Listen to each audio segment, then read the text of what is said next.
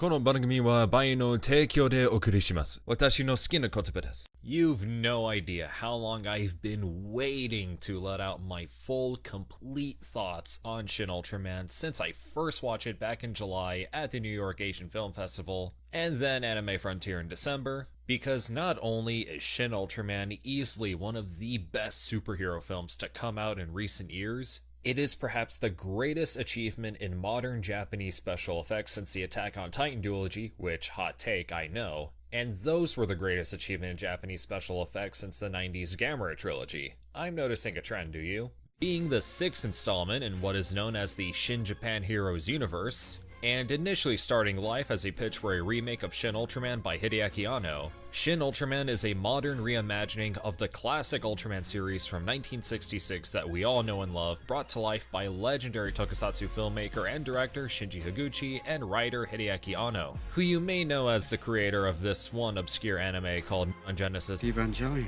which Higuchi also worked on as a storyboarder and writer. These two have a long history with one another, being two of the founders of Daikon Films, where Hideaki Anno would make his very own Ultraman projects. The two would even work together in other works such as Gunbuster, Nadia, and the aforementioned Evangelion. Watch my Shin Godzilla retrospective for more on their collaborative efforts. Especially that very film they co-directed, with Anno directing the live-action scenes and Higuchi the special effects scenes, which were and still are undoubtedly mind-blowing for Japan's standards at the time. In fact, it's hilarious whenever people give Hideaki Anno sole credit for Shin Godzilla when they go on to post a scene that was directed by Shinji Higuchi, which only goes to show just how excellent of a director he is. Enough to where Anno would give him the directorial reins on a new installment for one of Japan's biggest media franchises, as they both have a deep respect for not only the original Ultraman, but its creator Eiji Tsuburaya. And that love is very evident in this film, because SHIN Ultraman feels like a wonderful tribute and love letter to that classic 1966 show in terms of style and storytelling. Granted, the same can be said for 2004's Ultraman the Next, directed by Kazuya Konaka. But SHIN Ultraman is also special, not only as a technological achievement in Japanese filmmaking, but what it has to say about society and our own humanity. Now, quick heads up, there will be a ton of spoilers ahead, so if you haven't watched SHIN Ultraman, go see it while you can, because Fathom Events isn't playing it anymore at the moment. Hey everyone, TitanGoji from the future here, and as of January 11th of 2023, it's been announced that Cleopatra Entertainment is going to put out SHIN Ultraman on DVD and Blu-ray. They also have plans for a VOD release this coming spring of 2023. So yeah, look forward to that. For this will be a full breakdown of the entire film, so strap in, ready your beta capsules, and get ready to battle some kaiju and save the world, because this is my full review of Hideaki Anno and especially Shinji Higuchi's SHIN Ultraman.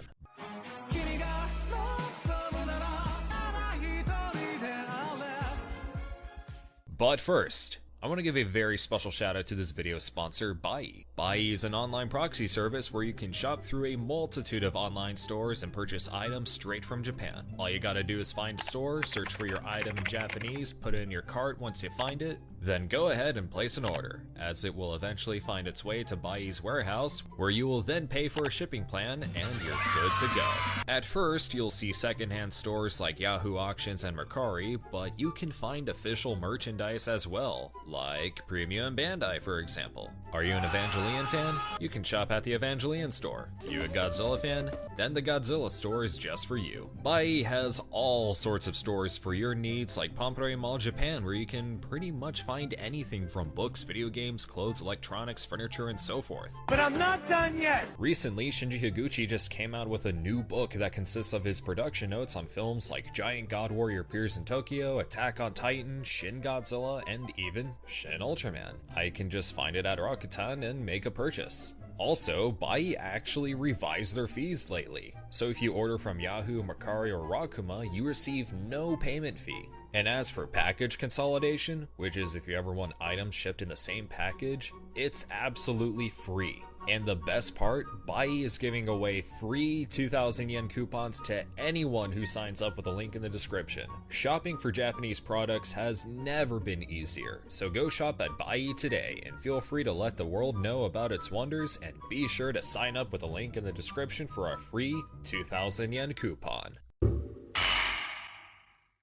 The film opens with an incredibly clever homage to the original Ultraman's opening, where the Ultra Q intro plays before the title card explodes into Ultraman. Here, the title card reads Shin Godzilla, as this is certainly a spiritual successor to that movie, not a sequel, and they even retain the whole "a special effects fantasy" subtitle when the title is revealed, only to be followed by the finest example of meta humor ever, being introduced to the first kaiju, Gomez, who looks quite familiar, doesn't he? Well, as you can see, Gomez is a modified Shin Godzilla model, which is a throwback to how Gomez in Ultra Q was a modified Godzilla suit. I remember at the screening for this film at Anime Frontier in Fort Worth, everyone hollered in laughter when Gomez first appeared. That's how clever this is. In just nearly 2 minutes, Shin Ultraman opens with what's obviously fan service, but some very interesting world building, recreating select episodes of Ultra Q as a means to develop the setting, as well as the birth of the S-Class Species Suppression Protocol, this film's version of the Science Patrol, and to establish what kind of universe we're about to experience, with the added touch of the Ultra Q theme by Kunio Miyauchi. Now before, I said that Shin Ultraman is spectacular from a visual standpoint. However, it's also this segment where you can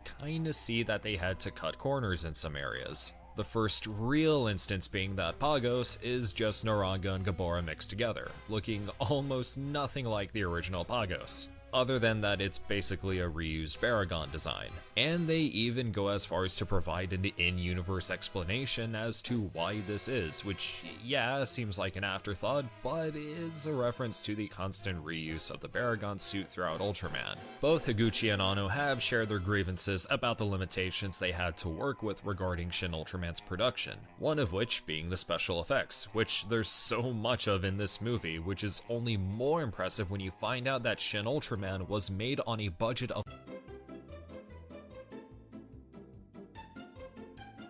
less than $10 million versus Shin Godzilla's $15 million, and Attack on Titan's $23 million.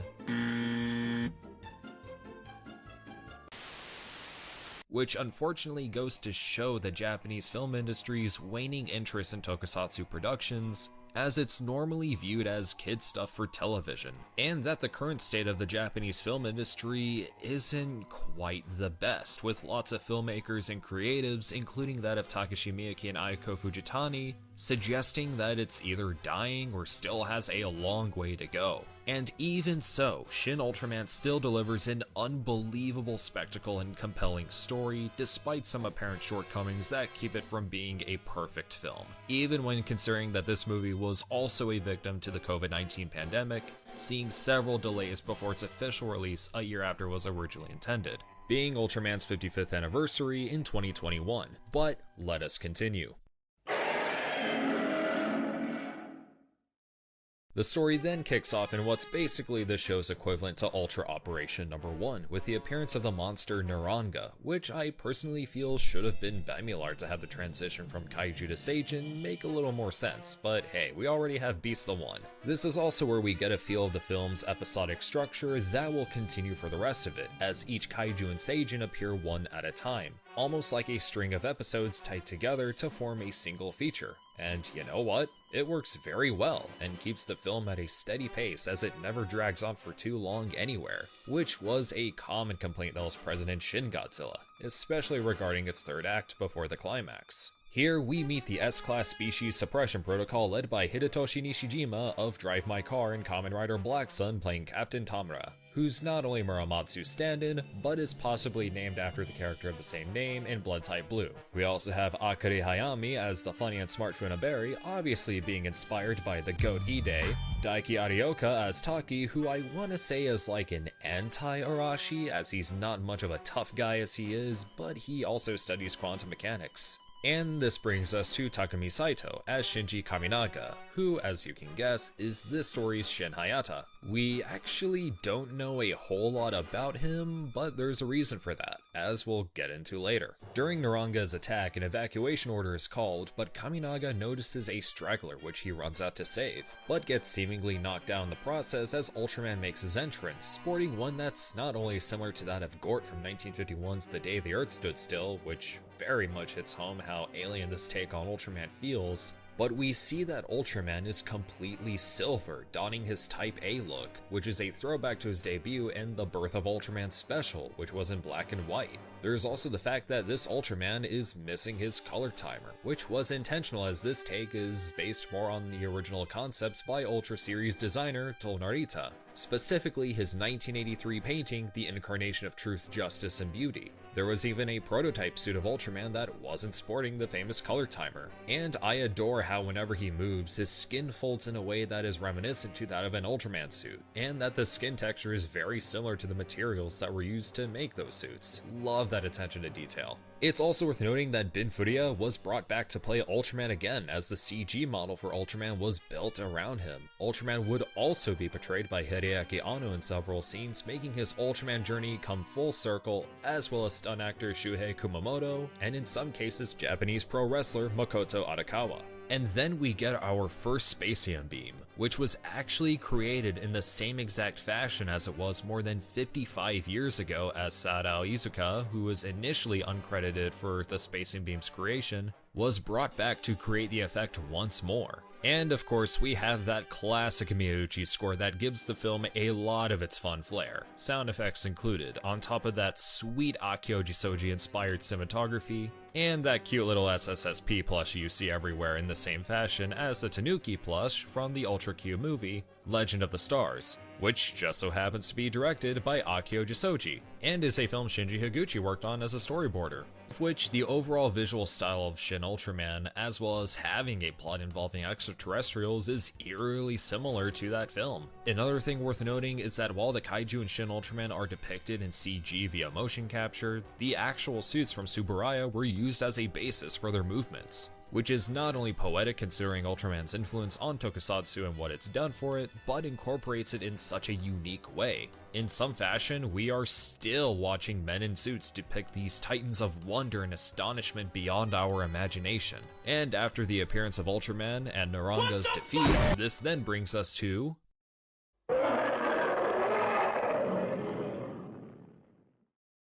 admittedly, there's not a whole lot to say about this particular segment, aside from the fact that Shiro Sugisu does a new rendition of Early Morning in Tokyo from Shin Godzilla, now titled Early Morning from London. It's when we're introduced to the film's lead female support, Masami Nagasawa, as the new recruit Asami, who is not only the Fuji stand-in for this film, she's also your friendly reminder that while Shin Ultraman is filled to the brim with Shinji Higuchi's trademark attention to detail and sense of scale, wonder, and astonishment, this is still a movie written by Hideaki Anno, with her spunky, hot-headed attitude and her constant ass-slapping. Get used to that. In a way, she is also kind of a vessel for the audience, as of all the members of the SSSP, she's the one who's most curious about Ultraman and seems to connect with him the most, especially given that she is assigned to be Kaminaga's partner, or buddy as she calls him. We also see the SSSP's collection of model ships based on Star Trek, Thunderbirds, and Mighty Jack, which Anno totally placed in there. Kaminaga returns, but you can't help but there's something a little fishy about him. His presence seems to be a little strange, yet very noble with a hint of curiosity. Also, it is blatantly obvious that Kaminaga is now Ultraman, and that's not a bad thing at all, as it makes for some wonderful third-person irony. It's also here when we discover that the kaiju are progressively becoming more immune to conventional weaponry, as Gabora is unaffected by the same stealth bombers that were able to wound Godzilla in his Shin entry. Also helps that he's got a cool frill drill deal going on. Wow, try saying that 3 times fast. Cool frill drill deal, cool frill div. But as Kaminaga returns, so does Ultraman, as he is now dubbed by the public, as Kaminaga now wields the beta capsule that allows him to transform into the Silver Giant, now donning a red pattern more so resembling that aforementioned Narita painting, and especially the more familiar, iconic Ultraman look we know and love, minus the color timer of course. It's also during this fight against Gabora that we see how the filmmakers work around the absence of a color timer by having Ultraman turn green when he's low on energy, which, funny enough, kinda makes him look like Mirror Man in some way. This is also where we see an example of the filmmakers using actual Ultraman models for reference in the CG, as Ultraman's flying pose is intentionally very stiff and looks and feels like a maquette. And he also makes good use of it for this spin attack, which is hilarious. But as you can guess, Ultraman defeats Gabora, but under a different set of circumstances. In this fight, Ultraman notices that the SSSP is nearby, and takes down Gabora in a way that isn't just to keep casualties to a minimum, but he goes about it in a way that's almost humane, by basically doing a "come at me bro" pose and punches Gabora in the face, as he then flies away with the body. There is no monster graveyard in this film. Disappointing, I know, but what if? After the matter, the SSSP return to their operations and find Kaminaga, who appeared to be absent the whole time, which makes them question his antics and sudden disappearances. One moment that brings intrigue to this character is when he speed reads through Claude Levi-Strauss's The Savage Mind, a book about human behavior. But now we really get into the interesting stuff. 私の名はザラブ。 Zarab, who's voiced by Kenjiro Suda, makes his entrance cutting off the SSSP's power, but only after Funaberi lets out a curse word. Zarab comes to Earth to form international relations by meeting with the Prime Minister, but there seems to be something afoot. This is the point in Shin Ultraman where the film's commentary on xenophobia is starting to bleed through a little, not in full just yet. After having numerous run-ins with kaiju, everyone's first instinct upon seeing Zarab is to either harm or be suspicious of him. Soon, Zarab manages to be quite the diplomat as he climbs through Japan's political structure, but with Kaminaga being suspicious of his actions, cooperates with an agent named Kagami, played by Sokowada, who we'll go more into later, and has him collect intel on Zarab. Turns out Zarab's intentions are indeed malicious, as he plots to have humanity self-destruct through conflict amongst one another, as he then captures Kaminaga and escapes. Next thing you know, Ultraman is causing destruction. Shortly after, the SSSP discovers the identity of Ultraman, Shinji Kaminaga,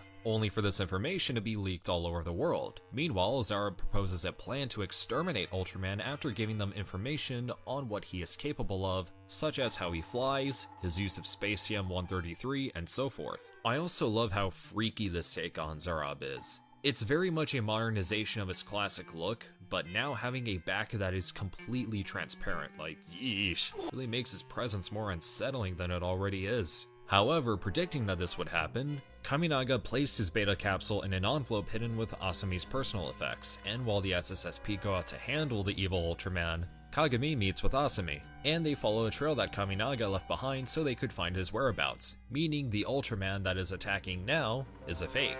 Now, I want to talk about this Kagami guy, because these are the only instances where he shows up and is never seen again. Now, why exactly? Well, as someone in the comments of my initial thoughts on Shin Ultraman pointed out, Kagami is likely a reference to Kyotaro Kagami from Mirror Man, likely meaning that Mirror Man could possibly exist in this universe? But who knows, it's just a fun Easter egg for all we know. Then we get to Asami rescuing Kaminaga. Also, for your eyes only shot. At first, she's upset that Kaminaga never told them that he was an extraterrestrial, only for Kaminaga to ask what they would have done if he had told them. Realizing the fault in her questioning, Asami asks Kaminaga if he was expecting her to save him, to which he replies, "Of course, you are my buddy," reassuring that despite his ways and the fact that he is not of this world, Kaminaga is still someone that she, the SSSP, and humanity can trust. Asami asks if he is human or an extraterrestrial, to which Kaminaga replies that he is both, which begs the question, what does it mean to be human? What makes us human? How much of humanity does Ultraman understand to declare that he is not only alien but human too?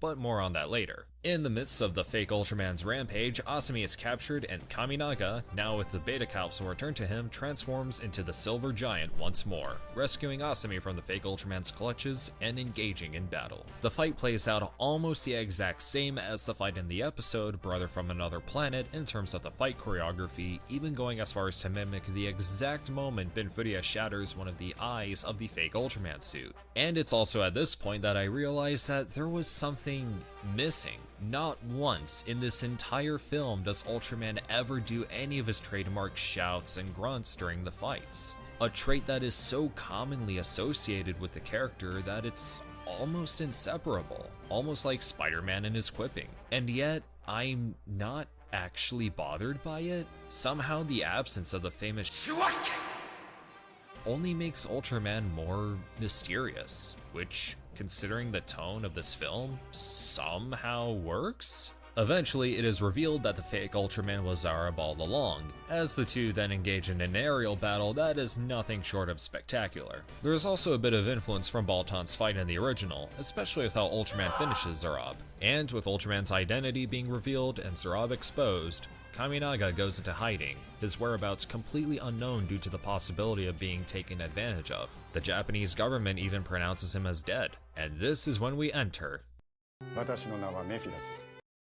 The Mephilus segment of Shin Ultraman is quite possibly the best part of the entire film for a multitude of reasons. The biggest being thanks to Koji Yamamoto's performance as the alien, delivering so much raw charisma and likability to an already interesting character from the original in a way you can really get behind his motives and intent. After a very intriguing presentation orchestrated by Mephilus involving turning Asami giant like how he did to Fuji in the episode The Forbidden Words that definitely has some Attack on Titan vibes, the alien presents himself as a pacifist who despises the use of violence to solve solutions, as he prefers to settle situations through diplomacy, something that is very true to his character in the original. Also, his entrance is such an incredibly genius way to utilize negative space. But where's Kaminaga during all this? We see him watching over the deceased body of the former Shinji Kaminaga, now that Ultraman has fully assumed his appearance. In a way that is similar to both Ultra 7, with him replicating Dan Moroboshi after a mountain climber named Jiro, and Ultraman Jack being touched by Hideki Go's bravery just enough to fuse his body with his to bring him back to life. Mephilus, whose name I should note is derivative of Mephistopheles, has actually arrived to Earth before Ultraman, and too possesses the same beta technology that Ultraman uses. Mephilus plans to make this beta technology accessible to the world so that humanity can have the means to defend themselves from any future invasion. Although Shinji Higuchi has already directed a film that explains why this is actually a terrible idea. But in the context of the events in this film, Japan is more lenient to Mephilus' proposal, basically still putting the world on equal footing in terms of power, just on thinner ice. Which on one hand is dangerous considering our violent tendencies, but this is solely dependent on the lack of such. So in theory, Mephilus' idea for a non-violent future for mankind has some backing to it, however, it's unrealistic. Especially considering that he is trying to convince the entire world that this is the way to go. It's like giving every nation in the world access to nuclear weapons. It's not going to end well. This becomes more apparent when Mephilus and Kaminaga have their conversation on the swing set, where he asks for the help of Ultraman, explaining that the sudden appearance of kaiju is mankind's responsibility, but realizing their power and potential, and putting it more to good use, peace can possibly be achieved, and humanity will become stronger. Again, sounds good on paper, but Mephilus is oblivious to how out of control this truly is. Mephilus also reveals that he used the kaiju to lure Ultraman so his plan could be more feasible, and that humanity can realize just how powerless they truly are and end up relying on a savior of sorts.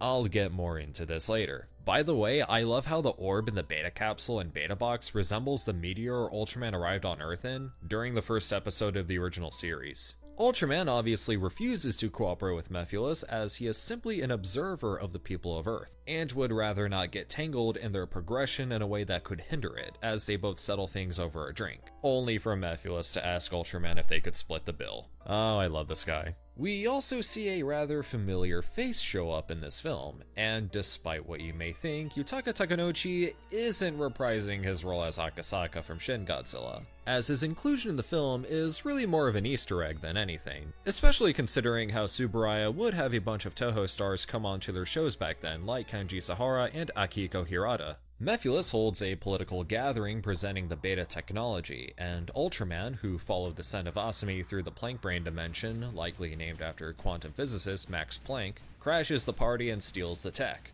Also want to say that I love the idea of Ultraman's true self existing within another dimension and comes out when summoned on his own accord. This leads to yet another wonderful battle, this time Ultraman vs Mephiles, who without pleasure reveals his true form, making for what is possibly the best fight in the entire film. For starters, an industrial facility is always a staple in mega-sized Toku battles, coupled with Shirasagisu just shredding away with an out-of-body state during this fight between the two giant humanoid extraterrestrials with differing ideas of peace, as the two fighters really show off what they can do. And that alone, along with the music, gives this fight serious Attack on Titan vibes, especially knowing that Makoto Arakawa, who played the Armor Titan in Part 2, also did the motion capture work for Mephiles. And it's worth noting that Attack on Titan and Shin Ultraman also share the same action director, Keiya Tabuchi. And during an amazing looking beam clash, Mephiles spots a mysterious figure in the distance and lets down his guard. He asks that the beta technology is returned to him,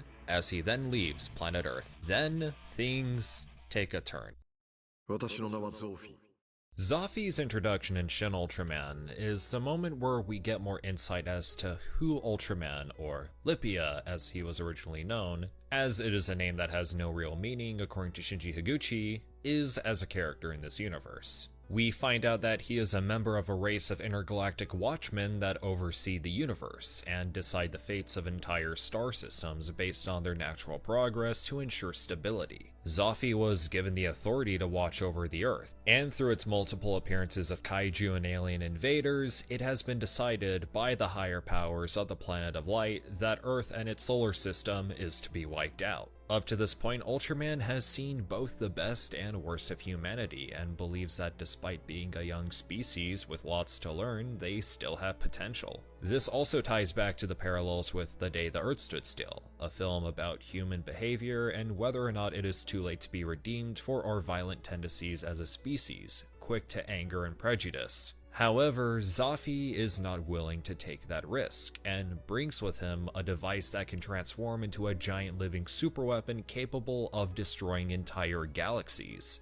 But let's talk about Zaffi for a moment, whose name is derivative of Sophia, meaning wisdom. Of all the things in Shin Ultraman that gets reimagined, Zaffi is perhaps the one who's the most different from his original counterpart, but also manages to stay true to his character in some way, originally being depicted as a noble warrior for the Land of Light, and now is this emotionless, menacing alien figure whose actions are dictated by his fellow superiors and code of honor that has led him to a path that one may interpret as evil, being tasked to destroy a planet full of living organisms because of their hubris. And part of this is thanks to a cold vocal performance from Koichi Yamadera. Don't know him? Look him up. You'll be surprised. Granted, Zaffi has always lived by the Ultra's code of honor on a serious level, as seen in Ultraman Taro, but now we see this to an extreme we've yet to see from the character until now. And looking at his design, the gold and black color scheme is not only reminiscent of a certain Seijin we'll get to very soon, it's also based on the paintings Next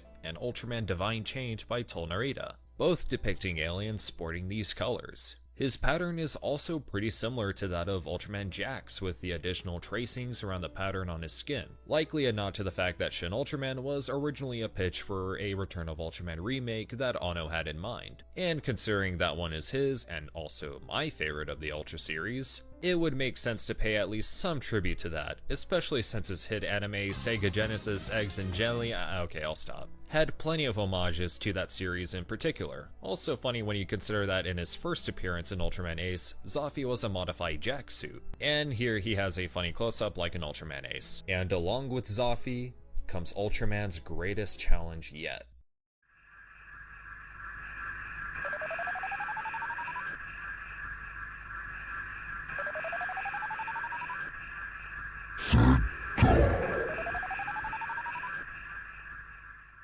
Zeton shook Japanese airwaves back in 1967 in the final episode of Ultraman, gaining notoriety for defeating Ultraman, proving to be a powerful opponent, showing that heroes never always win, but they can still inspire us to rise to the occasion and overcome whatever obstacles lie on our way to become our best, as the collective efforts of the Science Patrol were enough to take down Zeton. Shin Ultraman takes this very concept of Zeton and, of course, does its own spin on it. During this interaction with Ultraman, Zafii lets out a device that ascends to the planet's orbit and transforms into a giant superweapon of sorts that is vaguely humanoid-shaped, harkening back to the idea of Zeton essentially being a living superweapon in the Ultra series. And as the cross-shaped death alien is present above Earth's orbit, humanity relies on Ultraman to stop the incoming threat, to which he informs his fellow comrades the intent and purpose of this weapon, and that all of Earth's conventional weaponry will never be enough to stop it, leaving Ultraman as the only one who can destroy Zeton.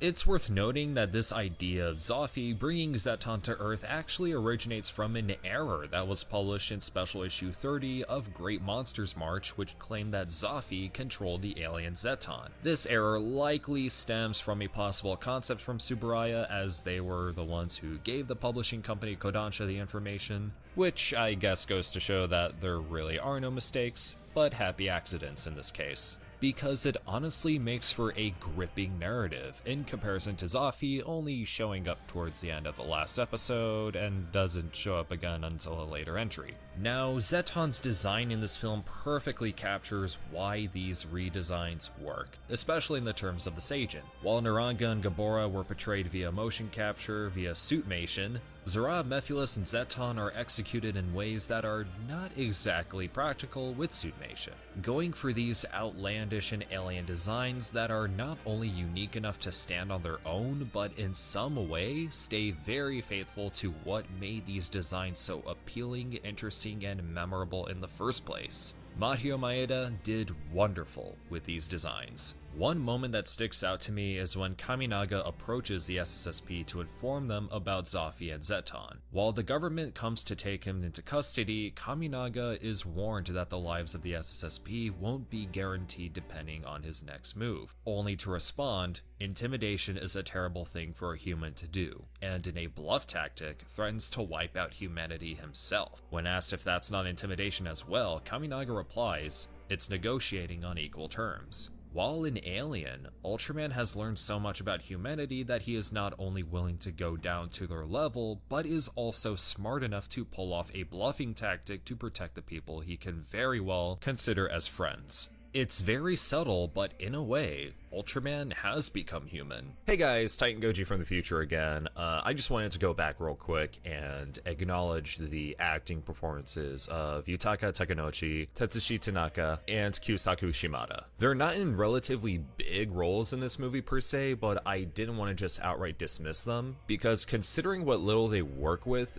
they do so beautifully and leave a good enough impression to be very memorable, honestly. They do a really good job adding to the tension and emotional weight throughout the film. So yeah, sorry to make this video longer for you to edit, Cole. My apologies.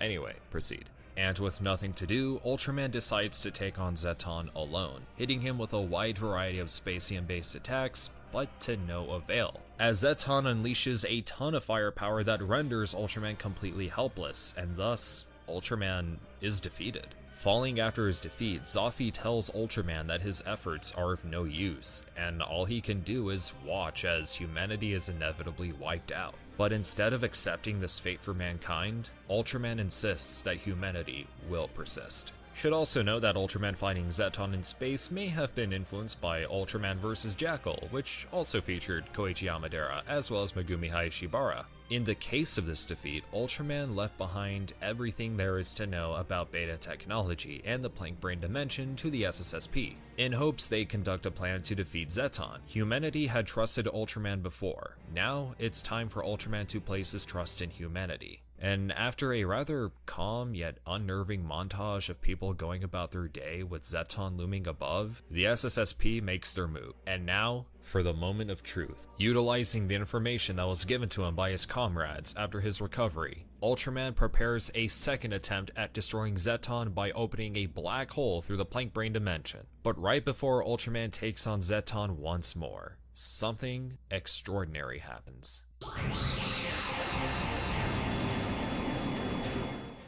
It is at this moment the film pays tribute to the classic rising sequence from the original series. I distinctly remember watching this at the New York Asian Film Festival, and as soon as this moment occurred, the entire theater roared with applause, symbolizing that even in defeat, Ultraman will always rise to the occasion once more with the strength of not only his own will, but humanity as a whole. In a way, this particular moment was possible because mankind saved Ultraman, and now he is returning the favor. Attack on Titan screenwriter Tomohiro Machiyama pointed out that Shin Ultraman's writing is also reminiscent of Ultra series writer Tetsuo Kinjo, who's contributed to good chunks of Ultra Q, Ultraman, and Ultra 7, as his episodes were strange and bizarre while also carrying an underlying meaning that can resonate with viewers, especially with episodes such as The Blue Stone of Barati and Farewell Ultraman. He even wrote Brother from Another Planet featuring Zarab and The Forbidden Words featuring Mephilus.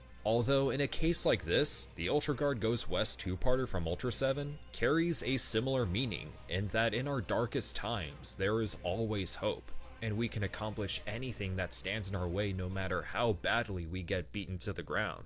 Now, you're probably wondering, why didn't Ultraman just destroy Zeton in the first place if he had all the knowledge about beta technology in the Plank Brain dimension? Well, it's highly possible that this was actually intentional. Ultraman earlier said that he is an observer and he believes that mankind can be something greater.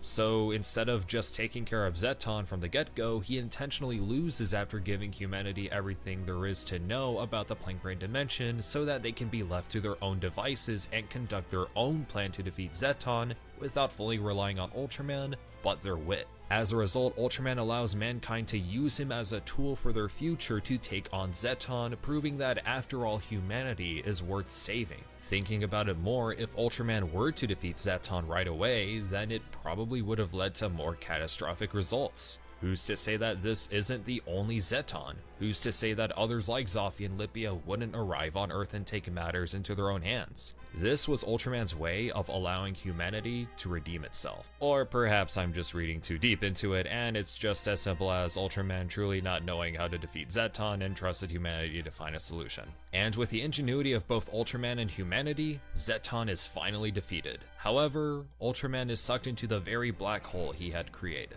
The film's final moments consist of a recreation of the encounter between Ultraman and Zoffy after the former's defeat at the end of the original series. The two converse within the Plank Brain dimension, which reminds me of the dream sequence from Akira Kurosawa's Kagemusha by the way, with Zoffy coming to Ultraman's aid, and offering to help him back to the planet of light. However, Ultraman, on the verge of death, with the voice performance of Issei Takahashi, pleads Zoffy to let him remain on Earth and give his life force to Shinji Kaminaga, even if it means his death. Now that humanity has conducted a plan to defeat Zeton, the human race has climbed higher on the natural hierarchy of the universe, making them more of a potential threat to other intelligent species.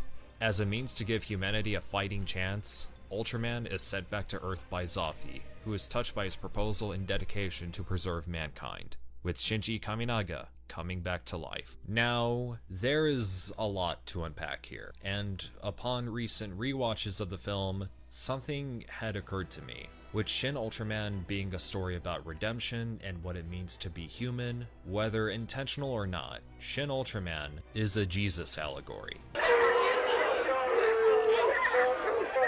Now, I know this sounds pretty crazy, but hear me out. First, I should note that this is merely an interpretation of the film's thematic elements and not me enforcing any religious beliefs onto those who are not interested. Everything I am about to say is solely based on observation, plus I'm sure the same can be applied to plenty of other films as well. Now, let's get started. An extraterrestrial being comes to Earth from a world of light, taking on the form of a human living amongst us as if he is one of us, wishing to understand us. But through his wisdom, he becomes someone we can rely on in our darkest of times. However, because we are sinful creatures, one may see us as being past redemption, as we are easily influenced by evil, but that doesn't mean that we can't be saved. This is evident through the segment with Mephilus, who feeds on the temptation of man and their desire for power by offering to give beta technology to the world. As mentioned before, Mephilus is a derivative of Mephistopheles,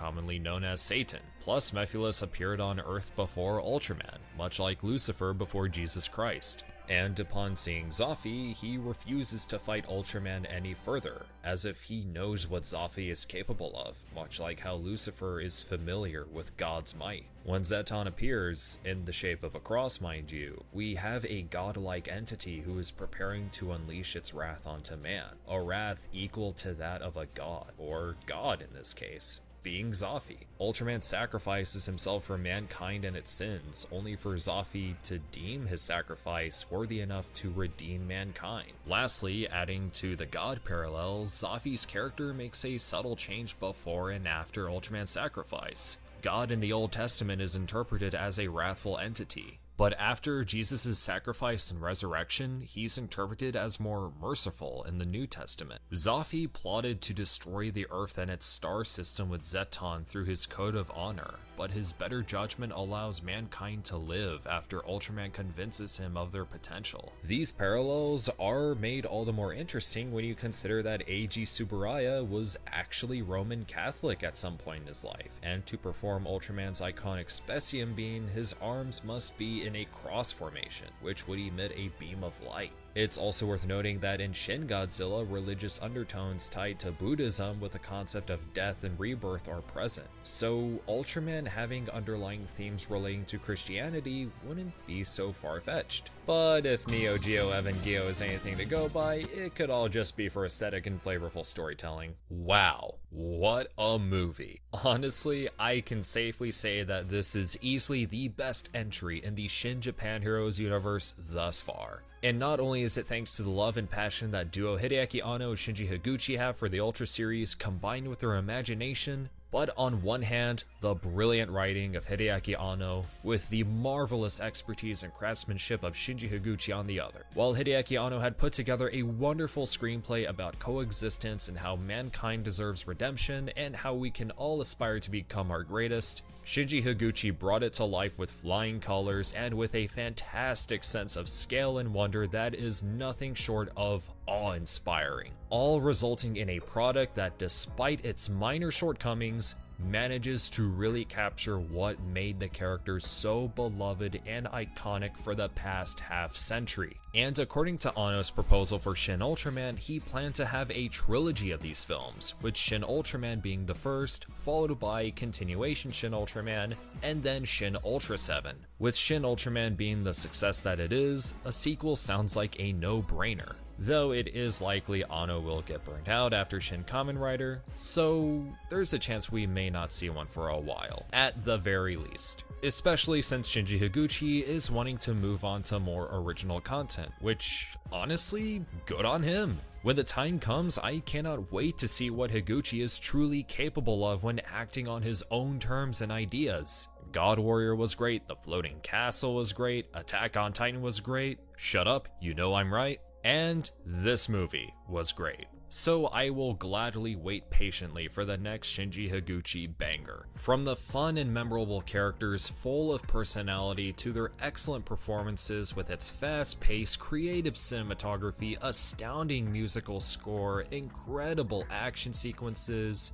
compelling ideas, profound messages, and wonderful directing, it is no wonder why Shin Ultraman is the hit that it is. If Shin Godzilla taught us to coexist with the troubles of our world, Shin Ultraman tells us that despite these troubles, we can still strive to become something great. Something ultra, even. Ooh boy, that was a lot to go over, and I greatly appreciate you guys for sticking around and reaching the end of this video. First, I want to give a very special shout out to my channel members and my supporters on Patreon, so if you like what you see, then consider supporting the channel with the link in the description, where at least for a single $1, you can get access to my Discord server, and you can also unlock other perks like early access to videos and exclusive content. Feel free to like, share, comment, subscribe, all that good stuff, and this is TitanGoji, signing off.